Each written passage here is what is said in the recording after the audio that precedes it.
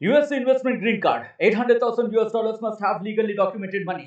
Exit period after 3 years. Shuda LP 6302946180. Welcome to RTV. GHMC పరిధిలో commissioner చే ఇక్కడ ప్రజావాణి అనేది నిర్వహించడం జరిగింది. కమిషనర్ గారు అందుబాటులో లేక డిప్యూటీ మేయర్ గారి చేత ఇక్కడ కంప్లైంట్స్ అనేవి జరిగింది. ఉదయం 10:30 నుంచి 11:30 వరకు కంప్లైంట్స్ అనేవి ఫోన్ కాల్ ద్వారా తీసుకోవడం జరిగింది. దాని తర్వాత 11:30 నుంచి 1 గంటల వరకు ఇక్కడ ఆఫీస్లోనే కంప్లైంట్స్ తీసుకోవడం జరిగింది. దాదాపు చాలామంది ఇక్కడికి వచ్చారు.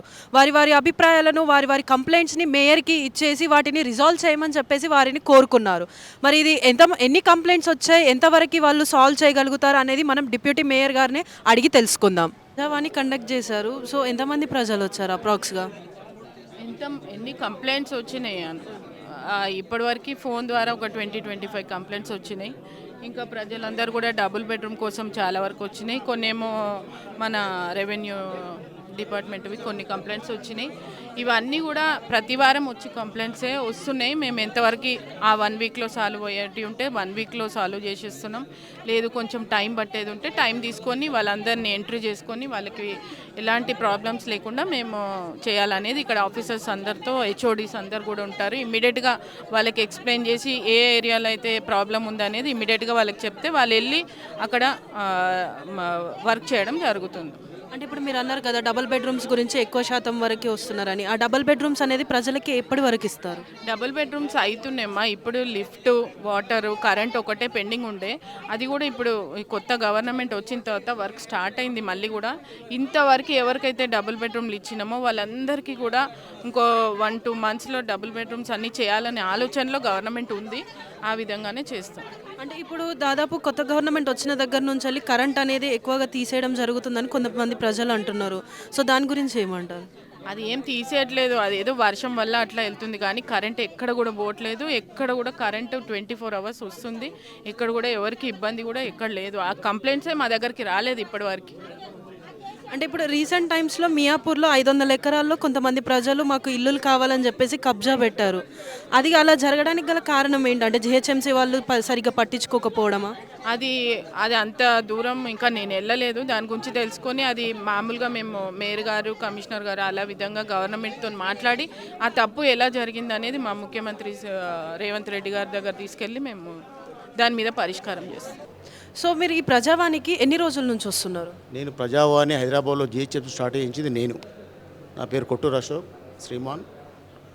సోషల్గా మానవ దృక్పథంతో మరి ఇక్కడ సిటీలో ఎన్నో ఇబ్బందులకరమైన ప్రజలు ఇబ్బందితో బతుకుతున్నారు. మరి అధికారులు ఎప్పుడు కూడా నిర్లక్ష్యంగానే వహిస్తున్నారు. అక్కడి నుంచి ఇప్పటి వరకు కూడా నేను చూస్తూ ఉన్నాను.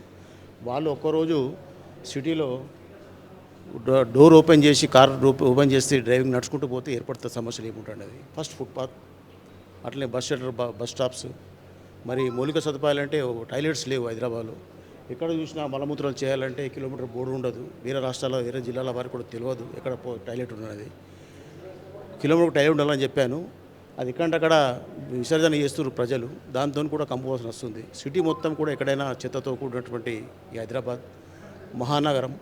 మరి ఒక పక్క మూసి, ఒక పక్క ట్యాంక్ బండ్ వాసన, ఒక పక్క నాలల వాసన, ఒక పక్క పబ్లిక్ పొల్యూషన్ వాసన. మరి చెత్తని చెత్తగానే చూస్తున్నాను. కానీ మనుషులు ఇచ్చిన కంప్లైంట్ కూడా నేను గత 15 సంవత్సరాల నుంచి కూడా నేను స్టార్ట్ చేసి ఇస్తున్నాను రెగ్యులర్గా. మరి మొన్న కరోనాలో కూడా నేను చాలా గాంధీ హాస్పిటల్లో కానీ అక్కడ కానీ నా సొంతంగా నేను ఖర్చు పెట్టి ఎన్నో చేశాను. అది అవసరం లేదు. కానీ మా సోషల్గా మరి మన మన మానవధర్మం ఉంది కనుక మనం సోషల్గా బతకాలి, మంచిగా బతకాలి. మన పిల్లలు కూడా మంచిగా ఉండాలి. కల్తీ పాలు, కల్తీ నీళ్ళు, కల్తీ వస్తువులు తయారీలను కూడా హైదరాబాద్ మహానగరంగా మారింది. అలాగే డ్రగ్స్ విషయం చెప్పొద్దు, నేను పోలీస్ కమిషనర్గా చేశాను. డ్రగ్స్ విషయం కూడా విచ్చలవిడిగా పిల్లల చాక్లెట్తో సహాయం మొత్తం నగరాన్ని మరి విషనగరంగా మారుస్తున్నారు. ఇది విశ్వనగరం కాదు, చేశామని గత ప్రభుత్వం చెప్పారు. కానీ విశ్వనగరం కాదు, విషనగరము, నాటు విశ్వనగరము, విషనగరము. ఇప్పటికైనా ప్రభుత్వ అధికారులు కానీ, ఎమ్మెల్యేలు కానీ, మినిస్టర్స్ కానీ, సీఎం కానీ, కార్పొరేటర్స్ కానీ, ప్రజలు కానీ గమనించండి. ఎక్కడున్నాం మనం? ఎక్కడో హైటెక్ సిటీ డెవలప్ అయిపోయింది, సిటీలో మహానగరంలో ఉన్నామని చెప్పి ఫీల్ అవ్వడం తప్ప, మీరు గల్లీలో వెళ్తే, ఒక స్ట్రీట్లో వెళ్తే మీకు అన్ని అనుభవం తెలుస్తుంది. దయచేసి ఇప్పుడు మీరు దాదాపు 15 సంవత్సరాల నుంచి నేను కంప్లైంట్ ఇస్తున్నా అని చెప్తున్నారు. మరి ఇప్పటి వరకు కూడా ఒక్క అధికారి కూడా పట్టించుకున్నది లేదా? పట్టించుకోలేదు. నేను వస్తుంటే కంప్లైంట్ ఇస్తుంటే ఈ కంప్లైంట్ ఇవ్వటి కూడా ప్రభుత్వాలు మారాయి, మేయర్లు మారారు, కమిషనర్ మారారు, ప్రభుత్వ ఉద్యోగాలు మారారు, కానీ నేను ఇచ్చిన సమస్యలు నా పర్సనల్ కాదు. నేను హైదరాబాద్ నగరాన్ని గురించి మరి తెలంగాణ గురించి నేను ఇవ్వడం జరుగుతుంది. ఇక్కడ కూడా కాదు, సీఎం కూడా నేను కాంప్లీట్ చేస్తాను డైరెక్ట్ ప్రతి సీఎంకు. మరి దీన్ని అధికారులు ప్రజాప్రతినిధులు స్పందించి మనం ఏం చేస్తున్నాం, మీకు ఎలక్షన్లు ఓట్లు తప్ప, గెలవడం తప్ప, మీ సీటు తప్ప వేరే ఆలోచనలు లేవు. మౌలిక సదుపాయాలు లేని నగరాన్ని చూడొద్దు అనే నాకు ఆశ. నేను మౌలిక సదుపాయాల గురించి కూడా నేను ఎంతకైనా తెగిస్తాను. నా ఎంబట కొన్ని వేల మంది ఉన్నారు. ఎన్నోసార్లు కూడా ధర్నా చేయడం జరిగింది. మరి దాన్ని కూడా ఎవరు కూడా పట్టించుకోవడం లేదు. అంటే ఇప్పుడు మీరు కంప్లైంట్ ఇచ్చినప్పుడు వాళ్ళు ఏమని సమాధానం చెప్పి పంపించేస్తున్నారు? అయిపోతుంది, చేస్తాము, మెయిల్ వస్తుంది, ఫోన్లో మెయిల్ వస్తుంది, అంతే. దాన్ని మళ్ళీ వచ్చి మళ్ళీ వారం వస్తే మళ్ళీ చెప్తే వాళ్ళని ఎవరో ఆఫీసర్ పిలుస్తారు, మాట్లాడతారు, చూడండి అంటారు, అంతే. మీరు చూడండి, మీ ప్రెస్ రిపోర్ట్ కూడా మీరు కూడా మీ బాధ్యతగా చూడండి. ఎక్కడెక్కడ ఏం ప్రాబ్లమ్స్ పబ్లిక్లో గల్లీలో తెలుసుకోండి, సిటీలో తెలుసుకోండి. పబ్లిక్ మూవీ ఐటల్ ఫుట్పాత్ చూడండి, ఫుట్పాత్ టోటల్ ఎక్కువ అయిపోయింది. అటువంటి ఫుట్పాత్ లేదు ఈ వర్షాకాలం. ఎంత డేంజర్ అంటే పడిపోతారు, ముసలి వాళ్ళు రోడ్డు దాటడానికి కష్టం. ఎన్నో ప్రాబ్లమ్స్ ఉన్నాయి. మీరు ఏ ప్రాబ్లం తోటి వచ్చారు, వాళ్ళు మీకు ఏమని చెప్తున్నారు? వాళ్ళు చేపిస్తామంటారు. ఇల్లు ప్రాబ్లం తోటి మేము వచ్చినాం.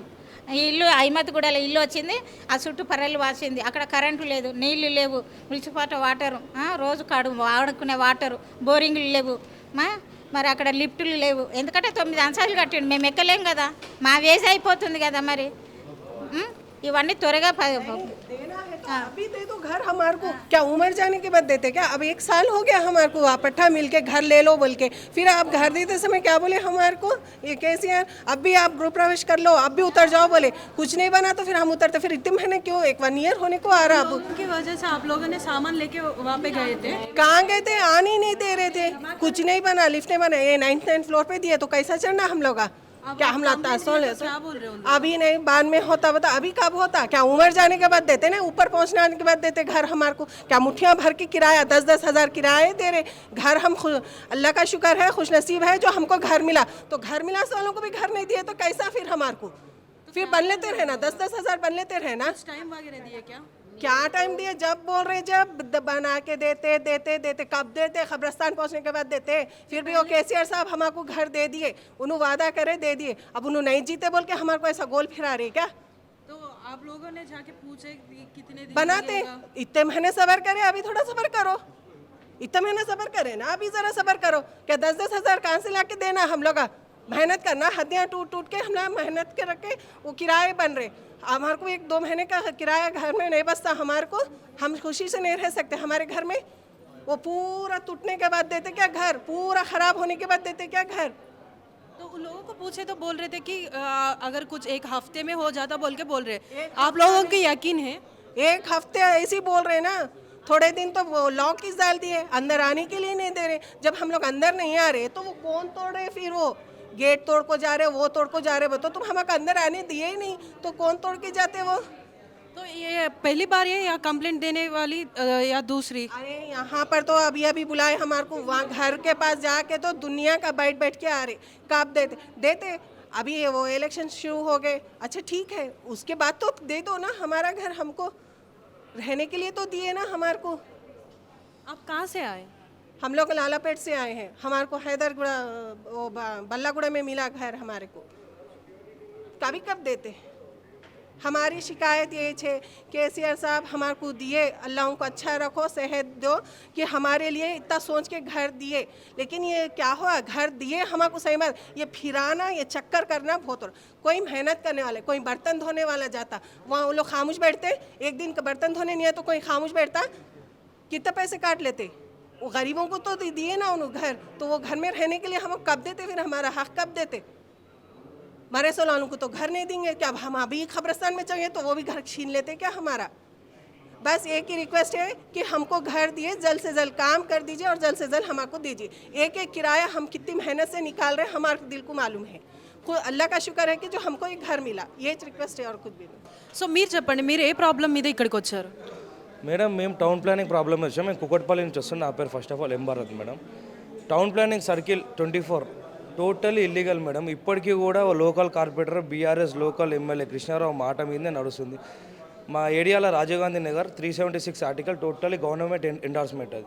దాంట్లో ఒక 15-20 ప్లాట్లు ఇల్లీగల్గా వాళ్ళు చూడనట్టు పట్టించుకోకుండా ఒక్కొక్క దాని మీద ఒక 100 అర్జీలు, ఒక 100 అఫీషియల్ కంప్లైంట్లు వచ్చిన ఆర్టీఐలు వచ్చినా కూడా అవి తీసి చెత్తబుట్టలో వేసే పరిస్థితి మేడం సర్కిల్ 24.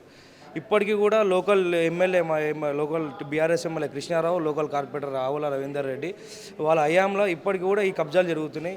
వాళ్ళు 10 లక్షలు 20 లక్షలు బ్రైబులు తీసుకొని totally town planning section officer ఇప్పటికీ గత 2 సంవత్సరాలు 2 లక్షలు సంపాదించారు మేడం వీటి మీద. దీని మీద మేము థర్డ్ టైం ప్రజావానికి వచ్చి కంప్లైంట్ చేయడం, ఈ టౌన్ ప్లానింగ్ సెక్షన్ ఆఫీసర్ మీద, అసిస్టెంట్ సిటీ ప్లానర్ రమేష్ మీద ఎటువంటి యాక్షన్ లేదు. ఈసారి కూడా 4th టైం ఒక వ్యవస్థ నమ్మకం అనేది ఉండాలి, ఒక rule is rule for every one and every citizen of India అనేది ఒక చట్టం అనేది మనకు ఉంది. కాబట్టి మాకు న్యాయం జరుగుతుంది. ఇటువంటి గవర్నమెంట్కి సంబంధించిన ప్రాపర్టీ మనం కాపాడుకోవాలి. ఇట్లా ఎవరు పడితే వాళ్ళు బిల్డర్లు వచ్చి డబ్బులు ఇన్వెస్ట్ చేసుకొని లంచాలు తినిపించి ఫ్లాట్లు కొని అమ్ముడని ఇది ప్రజాస్వామ్యం కాదు, టోటల్ వ్యతిరేకం. వీళ్ళ మీద ఎటువంటి యాక్షన్ లేదు మేడం. గత 4 నెలల నుంచి మేము ఇప్పటిదాకా ఒక 20 మంది కంప్లైంట్ ఇచ్చినాము. ACP Ramesh, assistant city planar TPS Somesh Kumar మీద ఇచ్చినాం. ఇంతవరకు ఎటువంటి యాక్షన్ లేదు మేడం. వాళ్ళు విధిగా లంచాలు తీసుకుంటున్నారు. ఏదైనా కంప్లైంట్ వస్తే 2-3 రోజులు కాలేదు దాన్ని టేకప్ చేస్తాం, దాని తర్వాత టీసీ చిట్టబుట్టలో పడేయం జరుగుతుంది. మేము వెళ్ళి ఇప్పుడు ఈ లంచాలు తీసుకొని పోలీస్ వాళ్ళైనా కానీ ఎవరైనా కానీ ఆ పొలిటీషియన్స్కి అనేది సహాయం చేస్తున్నారని చెప్పున్నాను. Yes madam, totally full support చేస్తున్నారు మేడం. ఏమంటే ఇప్పుడు మేము పోయి కంప్లైంట్ చేసినాం మాకు లోకల్ కార్పొరేటర్ ఉంటే ఏంది మేడం, ఇది ప్రజాస్వామ్యం. Rule is rule for everyone. ఏ గవర్నమెంట్ ఉన్నది, కాంగ్రెస్ ఉండని, బీఆర్ఎస్ ఉండని, అదర్ పార్టీస్ ఉండని, rule is rule for everyone. As per Indian BR Ambedkar రాసిన అమెండ్మెంట్ ప్రకారం ప్రతి ఒక్క మనిషికి కరెక్ట్ రూల్ అనేది ఉంటుంది. పొలిటీషియన్స్కి ఒక రూలు, లేబర్కి ఒక రూలు, సిటిజన్ కంప్లైంట్కి అసలు వాల్యూయే లేదు మేడం సర్కిల్ 24లో. ఎవరన్నా హై రికమెండేషన్ అంటే ఇప్పుడు మేము వచ్చి మేయర్ గారి దగ్గర వచ్చాం. ఇప్పుడు మేయర్ గారి దగ్గరికి వచ్చి మేము కంప్లైంట్ ఇచ్చాం కదా, వాళ్ళకి యాక్షన్ పోతుందా? ఒక 2-3 డేస్ దాని మీద యాక్షన్ తీసుకొని చేస్తారు, యాక్టింగ్ చేసి దాని తర్వాత తీసి డస్ట్బిన్లో పడేస్తారు. ఇది వ్యవస్థ. మీరు ఇప్పటికీ 3 టైమ్స్ కంప్లైంట్ ఇచ్చా, ఇది 4th టైం అని అన్నారు కదా. 3 టైమ్స్ నెరవేరింది, ఇప్పుడు 4th టైం నెరవేరుతుంది అన్న నమ్మకం ఏంటి? అంటే ఇప్పుడు మేము మేయర్ గారు గట్టిగా చెప్పడం జరిగింది. లాస్ట్ టైం 3 టైం ప్రజావాణిలో ఇచ్చిన అప్లికేషన్లు ఎక్నాలజ్మెంట్లో తీసుకొని వచ్చి మేము ఆల్రెడీ 3 సార్లు మేము కంప్లైంట్ చేయడం జరిగింది. ఇప్పటివరకు మాకు ఎటువంటి న్యాయం జరగలేదు.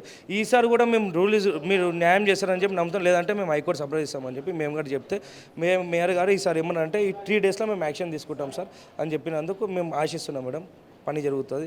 ఇట్లా గవర్నమెంట్ ప్రాపర్టీ ఎటువంటి కబ్జా కాకుండా గవర్నమెంట్ స్థలాలు కాపాడుకునే బాధ్యత గవర్నమెంట్ దగ్గర. గవర్నమెంట్ ఆఫీసర్లు kindly take strict action among this. Government land అని మీరే అంటున్నారు, అంటే గవర్నమెంట్ వాళ్ళు పట్టించుకునే అంత టైం లేదనుకుంటున్నారా? లేదు మేడం, మా సర్కిల్ 24 ఏసీపీ ఆఫీస్కి వచ్చేదే 12 గంటలకు madam. As per government norms ఆయన 9:30కి ఎంట్రీ ఇవ్వాలి. కానీ ఆయన ఫీల్డ్ ఉంటాడు, ఏ ఫీల్డ్ ఉంటాడు ఆయన 12 o'clock వస్తాడు, 3 వరకు ఉంటాడు, వెళ్ళిపోతాడు. ఎటువంటి యాక్షన్ పట్టించుకోడు. ఎవరైనా ప్రెజర్ చేసినా మేడం, మేము ప్రెజర్ చేస్తాం. 4-5 సార్లు నేను ప్రెజర్ చేశాను వాళ్ళకి. వెళ్తే మా లోకల్ ఎమ్మెల్యే కృష్ణారావు ఉన్నాడు దీంట్లో. అట్లా ఒక గవర్నమెంట్ ఆఫీసర్కి షేమ్ అని, ఒక గవర్నమెంట్ ఆఫీసర్ మాట్లాడే మాట కాదు అది. ఒక ఎమ్మెల్యే నీకు చెప్పాడా గవర్నమెంట్ జాబ్ చేయమని? నువ్వు ఒక గవర్నమెంట్ ఎంప్లాయీ ఉన్నప్పుడు గవర్నమెంట్ సంబంధించిన రూల్స్ ప్రకారం నువ్వు వెళ్ళాలి. కానీ వాడు కూడా ఎమ్మెల్యే చెప్పాడు, వాడు కార్పొరేటర్ చెప్పాడు అని చెప్పి వాళ్ళ మాటలు వినుకుంటూ పోతే ప్రజాస్వామ్యం కాదు. ఇది టోటలీ వ్యతిరేకత. మొత్తం లంచగొండ్లు తయారయ్యారు madam. Town planning Kukatpally circle మొత్తం లంచగొండ్లు తయారయ్యారు మేడం. పైసలు తీసుకుంటారు. అధికార పార్టీ ఇప్పుడు మొన్నటిదాకా బీఆర్ఎస్ అధికారంలో ఉండే మేడం. ఇప్పుడు కార్పొరేషన్ వాళ్ళదే ఉన్నది కాబట్టి వాళ్ళు ఏమంటారంటే కార్పొరేటర్ని ప్రెజర్ వస్తారు. కార్పొరేటర్ ఈజ్ అండ్ పబ్లిక్ ఎన్నుకుంటేనే కదా ప్రజా సమస్య. అంటే పబ్లిక్ మేము ఒక 10 మంది సమస్య మీద వస్తున్నామంటే మేము ఒక పబ్లిక్ మేము గెలిపిస్తేనే కదా నేను గెలిచింది. మీరు మాకు ప్రిఫరెన్స్ ఇవ్వాలి కానీ వాళ్ళకి ప్రిఫరెన్స్ ఇస్తున్నారు. సిటిజన్ కంప్లైంట్కి there is no respect in Kukatpally centre circle 24 madam. ఇప్పటి వరకు మనం చూసుకున్నట్టయితే ఒక్కొక్కరిది ఒక్కొక్క సమస్య. కొందరిది ఇంటి సమస్య అయితే మరికొంతమందిది రోడ్ల సమస్య. ఇప్పటి వరకు డిప్యూటీ మేయర్కి చాలా వరకు కంప్లైంట్స్ ఇచ్చామని చెప్పేసి చెప్తున్నారు, కానీ ఎలాంటి రెస్పాన్స్ ఉండట్లేదు. అధికారులు ఆ 2 రోజుల వరకు మాత్రమే ఏదో హడావిడి చేసి ఏదో సాల్వ్ చేస్తున్నట్టు చేసి మమ్మల్ని మభ్యపెడుతున్నారు అని చెప్పేసి ప్రజలు తెలియజేస్తున్నారు. మరి నిజానికి కూడా ఇప్పుడు ఈ కంప్లైంట్స్ అనేవి అన్ని రిజాల్వ్ చేస్తారా లేదా అనేది వేచి చూడాలి. కెమెరామ్యాన్ విజయ్తో శ్రావణి, RTV హైదరాబాద్. మరిన్ని వీడియోస్ కోసం ఛానల్ ని సబ్స్క్రైబ్ చేయండి. లేటెస్ట్ అప్డేట్స్ కోసం వాట్సాప్ ఛానల్ ని ఫాలో చేయండి. అండ్ లింక్ డిస్క్రిప్షన్ లో ఉంది.